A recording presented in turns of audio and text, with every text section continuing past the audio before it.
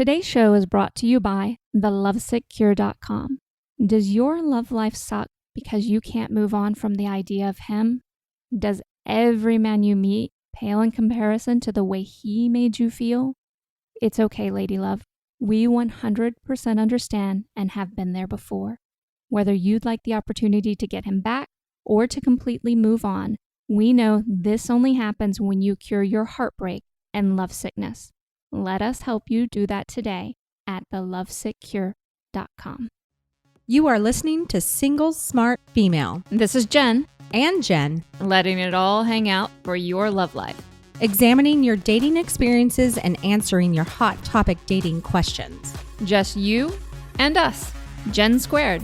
No topic is off limits and no filters involved. We are here to help you do dating on your terms. If you have a question you would like us to answer or would like to immediately upgrade your love life with our collection of classes and exclusive merchandise, meet us over now at singlesmartfemale.com. Oh, Jen. Yes, Jen? Oh, Jen. What? I have great news. What is it? We have a listener single smart female question today. Woohoo! Yay! Would you do me the honor? I would. I would like to read this question that was sent to us by someone who refers to herself as Idiot in Idaho, which we will not do. No. So we're going to refer to her as Miss I'm not an idiot in Idaho. Was it Idaho? Idaho, yes. She is 38 and she writes, "Hello. I started seeing a guy in May and we really hit it off. We texted every day or every other day and would go out about every 3 to 4 days. About a month in, we slept together and we discussed not sleeping with anyone else, but we were not in an exclusive relationship. I wasn't focused on my Mantourage, so ultimately I pushed him away by basically wanting more out of the relationship. We had a few discussions where he commented that it's clear that I want a relationship right the heck now." She said fucking. Come on. I don't. Well, she can say that, but I'm not. But he said, right, and there's a reason we actually need to say that. So right fucking now. Okay. There, I said it for you. Thank you. I love you. Which is true. We ended up parting ways on a good note. No hard feelings. It's been a couple of months now that we've been apart, and I just can't stop thinking about him. I'm still focused on my Mantourage.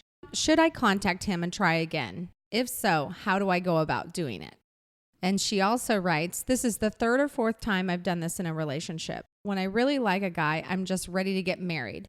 I know that puts a lot of pressure on a man. Your podcast has really helped me understand how that energy is transferred to a man, even if it's not my intention." What do you think? Oh, I have lots of thoughts going on here for Miss I'm not an idiot in Idaho. Okay, so I do have a lot of tough love today because there is, like I mentioned, I have a lot of thoughts and a lot of things going on in this very short submission. And I'm going to start with, you asked whether or not you should contact him again. And I'm going to say absolutely, positively no. I'm going to tell you why. It's clear that you are lovesick. It's clear that this is a pattern in your life, a pattern that if you don't start to break, you're not going to yield the results you want from dating, which is a long-term relationship. So you mentioned how we've made it clear to you how much pressure we put on a guy this way. This isn't about pressure. This, I know I talk about it in reference to that in hopes that a lot of women will take a couple freaking steps back and understand that what they're doing is not attractive. It's anti-attraction. But there's a much bigger piece, and that has to do with you. It's a lot of pressure on yourself. You're clearly wanting to get into this relationship with somebody that you don't even really know yet. Mm-hmm. And you have no idea if you're walking into a minefield. Yeah. Because you have no real experience with this man. You have very, very short-term experience, especially in the honeymoon phase of everything. Right. So you have no clue, does he have the capacity to treat me well long-term? Yeah. Does he freak out when he gets angry and does he lose it? There's so many unknowns in the beginning phases, and you haven't seen whether or not he's actually willing to make the effort over time for you. Not the effort when he's first trying to get into your pants. Right. There's a different effort that keeps going, and you don't have the skill set yet to manage this and allow this to unfold. And I hate to say that. I know that might sound very, very harsh, but that doesn't make you an idiot either. No. Okay. Because if that were the case, I would have been the biggest idiot in the world, because I was the queen of obsession, the queen of hyperfocus, the queen of lovesickness for years upon years upon years. So it's about changing things. And no, you shouldn't contact a guy you're lovesick about while you can't stop thinking about him. Yeah, I know you're wanting us to give you permission to include him in your Mantourage, but no, I'm going to say absolutely 100% not right now, until you address this need to not value yourself enough to break lovesick patterns. Right. Okay. You mentioned you've already done the third or fourth time you've done this in a relationship. Well, truthfully, it's not even a relationship yet. Right. And you're already there. What is it about you that makes your exclusivity so invaluable that you need to give it away as fast as you can and just pray that somebody's going to take it? I kind of want to interject and make a recommendation too. We all have our own time frame of when we can sleep with someone, but I have the feeling that she's sleeping with them sooner than she's actually ready for. Mm-hmm. And I've been this person as well. And there's something that, at least for me, and I'm sure there are plenty of other women like this as well, that when you are intimate with someone, you feel a much stronger connection with them. And if you don't know them well enough, and then you start to think about them all the time, like, I believe that you've moved too quickly for your own sexual boundaries. Yeah, her sexual time frame's off. The other big piece of this, and why I made Jen, well, I repeated the phrase for her, it's clear that she wants a relationship right fucking now. If indeed that's the way that came out, I can tell you that he is not a person that I would include in my Mantourage. I don't want to ever be talked to that way. In fact, one of the things between my husband, he loves it when I call him names, like asshole and things like that. It's weird. Oh, a while back he asked me to stop cussing, but then he starts giggling every time I call him asshole.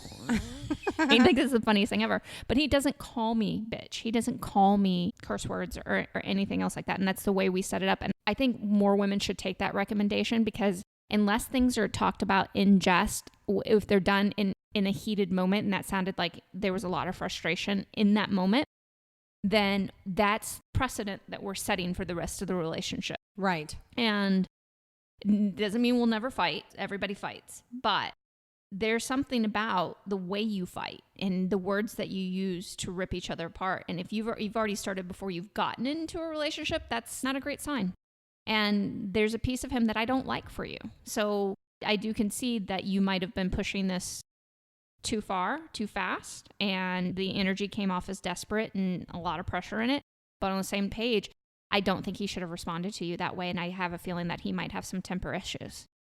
Yeah, I understand what you're saying. It does seem a little bit, I don't know, is this the right word, demeaning? Or it is demeaning. Yeah. It is demeaning in that context. Because it's okay to want a relationship. Yes. It is completely okay. If he's not on the same page and he doesn't want it, that's okay too. Yeah.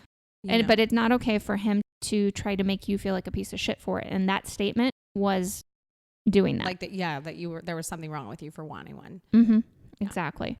I want to wrap all this up, and I want all ladies to understand out there, because I still get quite a few submissions, and I love the fact that you're writing to me, but I get different versions of, help me with this guy that I am hyper-focused on. All right. I want to make it clear that Mantourage dating is not just having multiple men that you talk to. It is much deeper than that. If you're not improving the quality of your Mantourage by actually including guys that have potential, then you're not Mantourage dating. Okay? You're basically going through the motions of what you think is Mantourage dating. So understanding Mantourage dating, like you mentioned, putting pressure on men, things like that, it's not the same thing as doing Mantourage dating. And in no way should you reach out to a person that, again, we mentioned you're lovesick for, obsessed about, any of those different levels, hyper-focused on, if you don't have a very viable Mantourage. Why? Because you're hinging all your hope on that person. And when you're hinging hope on one person who's not there with you yet, you're screwing yourself, basically. You're saying that you're not worth exploring what your options really are, after they have clearly said that they're not there with you yet. And you are, as Jen Q is holding up a screw right now and showing me, you're screwed. You're emotionally screwed, and it's going to keep hurting you over and over again. You're going to keep repeating that pattern. I've been that person too, but I don't do it anymore. No. And I know I neither do. am worth more than that. Absolutely. Okay, lover girl, it's time for the final thought on today's show. Your exclusivity is a gift. Quit trying to give it away without truly exploring your options in men with Mantourage dating. Today's show is brought to you by thelovesickcure.com. Does your love life suck because you can't move on from the idea of him? Does every man you meet pale in comparison to the way he made you feel? It's okay, lady love. We 100% understand and have been there before. Whether you'd like the opportunity to get him back or to completely move on, we know this only happens when you cure your heartbreak and love sickness. Let us help you do that today at thelovesickcure.com. Hey, lover girl, this is Jen again. Don't forget to subscribe to the show in your favorite podcast app, as well as share Single Smart Female with all of your single smart girlfriends. And if you would like to play around and learn more about Mantourage dating, come see me at singlesmartfemale.com. Talk to you next time.